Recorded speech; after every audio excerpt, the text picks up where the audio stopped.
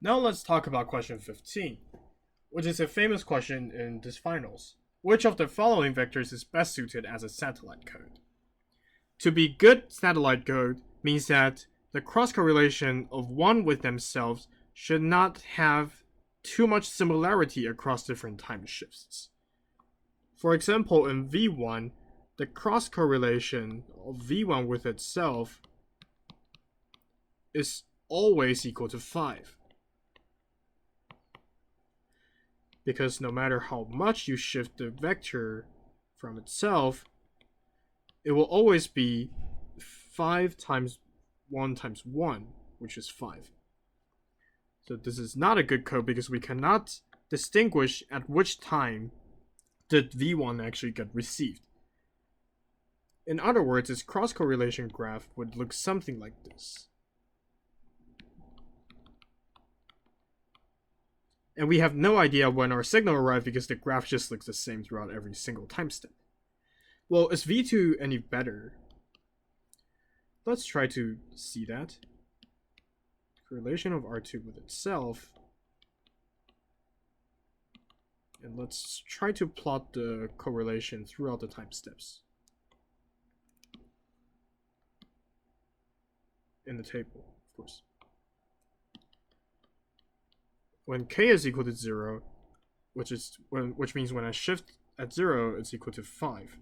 When it's 1, now I have to shift the vector to right, and I get something else. 1, 1, 1, negative 1, 1. So that's going to be 1. Okay. Now I'm going to shift 2 steps instead. 1, 1, 1, negative 1, 1. Still 1. I can shift at most 4 steps because after 5 steps it's going to be the same thing. Now I'm going to shift 3 steps. 1, 1, 1, negative 1, 1. Still 1. 1, 1, 1, negative 1, 1. Still 1. So from this table of cross-correlation, we can see that the cross-correlation of V2 with itself is only high when k is equal to 0. Which means I will have a very good way to tell when did I arrive, because the cross-correlation table then looks like this. If you want to visualize it in the square way, but I will probably prefer to do it this way. So I'll always be able to know some kind of way, I'll always be able to distinctively know when did my signal actually arrive. Last but not least, let's look at V3.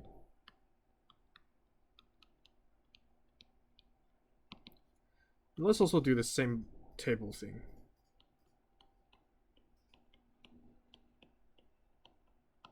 So again, we have to do 0, 1, 2, 3, 4. So it has to be 5 that we know. This is 1, negative 1, 1, negative 1, 1. Now I'm going to shift 1, 1, negative 1, 1, negative 1, 1. It's going to sound really annoying, but bear with me. This negative 3. Okay, shift 2 steps. 1, negative 1, 1, negative 1, 1.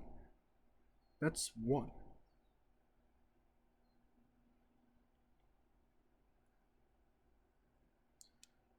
Okay, shift 3 steps. 1, negative 1, 1, negative 1, 1. That's going to give me 1. 1, negative 1, 1, negative 1, 1. That's negative 3. This is not as convenient as V2. Because we're yielding some result that is also quite distinctive from the rest. For example, negative 3 is distinct from 1, while 5 is also distinct from 1. We are able to overcome this somehow with peak selection, but then V3 is just not as optimal as V2.